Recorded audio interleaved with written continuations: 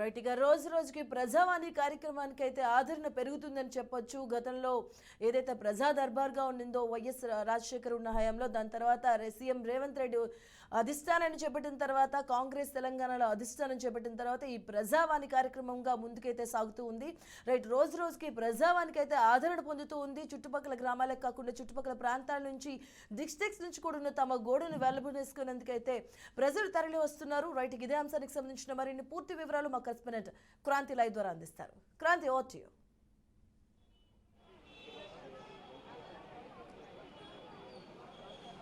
Right Madhavi, ప్రస్తుతానికైతే మనము ప్రజా దర్బార్ దగ్గర ఉన్నాము. ఈరోజు ఉదయం 4 గంటల నుంచే ప్రతిసారి లాగానే మరోసారి ఈసారి కూడా ప్రజలు కూడా బార్లు కట్టారు.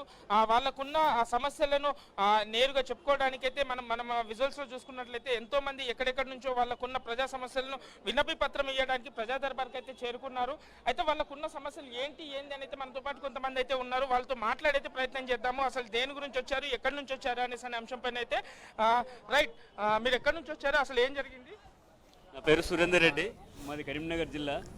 పొద్దున వచ్చినాము. మేము గత 2022 డిసెంబర్ నుంచి కొట్లాడుతున్నాము అక్రమ ఇసుక రవాణా మీద.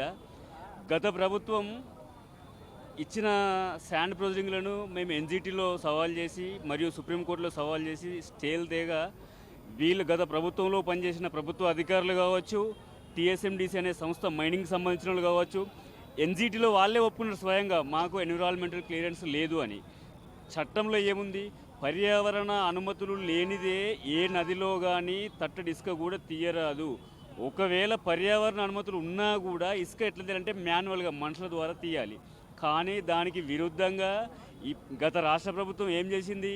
ప్రగతి భవన్ అడ్డాగా చేసుకొని లేని చెక్ డ్యాములు ఉన్నట్టు చెప్పి నాబార్డు దగ్గర 2,000 కోట్ల రుణం తీసుకొని 1-2 చెక్ డ్యాములు కడితే అవి కొట్టుకుపోయినాయి. మీరు వెళ్ళి చూడొచ్చు. వినవంక మండలం కోర్కల్లో 2017లో కడితే కొట్టుకుపోయింది. లేని చెక్ డ్యాములు ఉన్నట్టుగా నటించి మేము చెక్ డ్యాములు కడితే నీళ్ళ కోసం రైతులకు నీళ్లు స్టోరేజ్ అవుతుంది, తద్వారా వాళ్ళ పొలాలు పండుతాయని ఒక కుంటి సాగు చెప్పి 1,000 కోట్ల రూపాయల అక్రమార్జన. ఇక్కడ ఏ జిల్లాలో జరుగుతుంది? మీరు ఎక్కడి నుంచి, ఏ జిల్లా నుంచి వచ్చారు? కరీంనగర్ జిల్లా నుంచి వచ్చినాం. మేము కేసు వేసింది కరీంనగర్ జిల్లా, పెద్దపల్లి జిల్లా, భూపాలపల్లి జిల్లా 3 జిల్లాల్లో కేసు వేసినాము. 3 జిల్లాల్లో దాదాపుగా 38 క్వారీలు నడుస్తున్నాయి ఇల్లీగల్గా.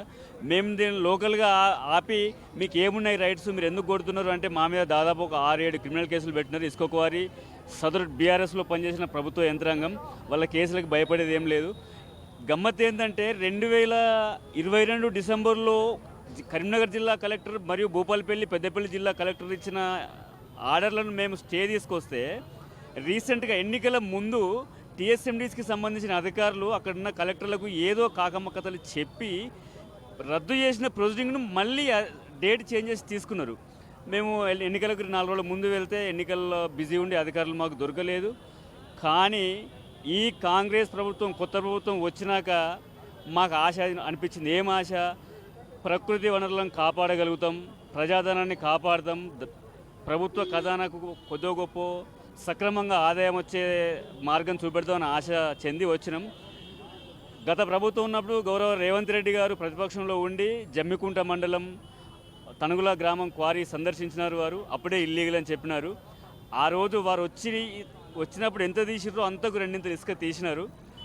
మేము ఇప్పుడు ఏం కోరుతున్నామంటే ఎన్జిటి, గౌరవ నేషనల్ గ్రీన్ ట్రిబ్యునల్ మరియు సుప్రీంకోర్టు ఇచ్చిన ఆర్డర్ను ప్రభుత్వ అధికారులు తక్షణమే అమలుపరిచి అక్రమంగా నడిచే ఇసుక రవాణా అరికట్టి, ఇంతకు ముందు దాదాపు ఈ ఇసుక మాఫియా వెనకాల ప్రభుత్వం అనంటే ఎవరి హస్తం ఉన్నది? బీఆర్ఎస్ ప్రభుత్వంలో ఉన్న దాదాపు అందరి హస్తాలున్నాయి. ప్రగతి భవన్ అడ్డాగానే నడిచిన బాపతి కేంద్రం ఇది. ఎవరన్నా నాలాంటి ఒక్కలో ఇద్దరు ప్రశ్నిస్తే, అడిగితే ప్రలోభపెట్టము, బెదిరియడము, భయపెట్టేయడము. నా మీద మరియు మా కోపిటిషనర్ చిటికే సతీష్ కుమార్ గారి మీద 2 కేసులు, మా మీద 3 కేసులు పెట్టినారు, క్రిమినల్ కేసులు. మీ కేసులకు ఇప్పుడు కాదు, ఏ రోజు భయపడం. చట్టం మీద, న్యాయస్థానాల మీద మాకు అపారమైన నమ్మకం ఉన్నది. అయ్యా, విచిత్రం ఏంటంటే చట్టాన్ని గౌరవించాల్సిన, చట్టం న్యాయస్థానాలు ఇచ్చిన ఆదేశాలను అమలుపరచాల్సిన జిల్లా అధికార యంత్రాంగం వెనక్కి పోయి ఎవరో పెట్టిన ప్రలోభాలకు తలొగ్గి 1,000 కోట్లు, దాదాపు 3 నుంచి 4,000 కోట్ల అక్రమార్జనకు తెగపడి అసలు ఇసుక వాగును నాశనం సర్వనాశనం చేసినారు. ఇప్పటికైనా ఇక్కడున్న అధికారులు ఇప్పుడున్న ప్రభుత్వం చొరవ తీసుకొని ఏమవుతుంది ఏంది అని దీని వెనుక ఉన్న తవ్వితే దీని వెనుక ఉన్న అక్రమార్కులు అందరూ బయటపడతారు. దీని వెనుక ఎంత అక్రమం జరిగింది, ఎంత అక్రమ సంపాదన పడ్డది అనేది బయటపడుతుంది. దయచేసి మేము రేవంత్ రెడ్డి గారిని కోరుతున్నాం, అయ్యా మీకు తెలుసు, మీరు గతంలో వచ్చిర్రు చూసిర్రు, అదే పంతాల ఇంకా కొనసాగుతున్నది. కనీసం న్యాయస్థానాల ఆదేశాలను కూడా పట్టించుకోలేని పరిస్థితిలో ఉన్నారు అధికారులు. ఇప్పుడు మీ చేతిలోనున్న ఆ అధికారులు మారి ఈ అక్రమ ఇసుక రవాణా బంద్ కావాలని కోరుకుంటున్నాం. మా పేరు కె సాయిరెడ్డి, సైదిపల్లి గ్రామం, పరిగి మండలం, వికారాబాద్ జిల్లా. సార్, నాకు గత ప్రభుత్వము మా ఊరికి పాడి రైతులకు అని చెప్పి 14 గేదెలు ఇచ్చింది. 14 గేదెలు ఇస్తే పశ్చిమ గోదావరి జిల్లా ఉండి పోయి తెచ్చినాక సబ్సిడీ ఇచ్చింది ప్రభుత్వం. కొన్ని డబ్బులు మేము కలిసి తెచ్చుకున్నాం.